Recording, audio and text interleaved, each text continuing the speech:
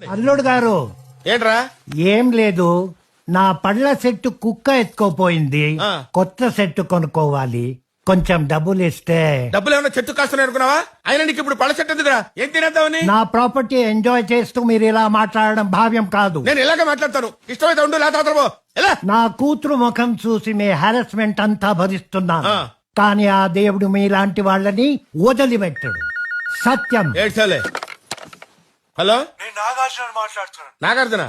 అక్కడే నాగార్జునవా? అక్కినే నాగార్జున మాట్లాడుతున్నానండి. Sir sorry sir, మీరు ఫోన్ చేస్తారని ఎక్స్పెక్ట్ చేయలేదు సార్. నా పళ్ళ సెట్టు నువ్వు డబ్బులు. నోర్మై. సార్ సార్ మిమ్మల్ని కదా సార్. నిన్న నేను నాన్నగారు మీ టేప్స్ చూస్తాం.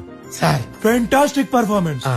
నాన్నగారు అయితే ఎస్వి రంగారావు మళ్ళీ పుట్టాడా అన్నారు. సార్ 1 minute లైన్ లో ఉండండి సార్.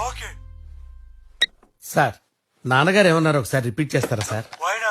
ఎస్వి రంగారావు మళ్ళీ పుట్టాడా అన్నారు. నేను నమ్మను. నమ్మొద్దురా, అడుగు తిను.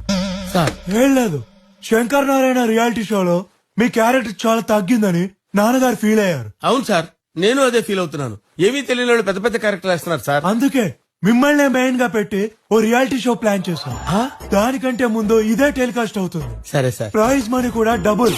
100% మీకే వచ్చేలా చేస్తాను. It's my promise. ఇంకాసేపట్లో మా కుర్రాళ్ళు వచ్చి మీ కాన్సెప్ట్ చెప్తారు. All the best. Thank you sir.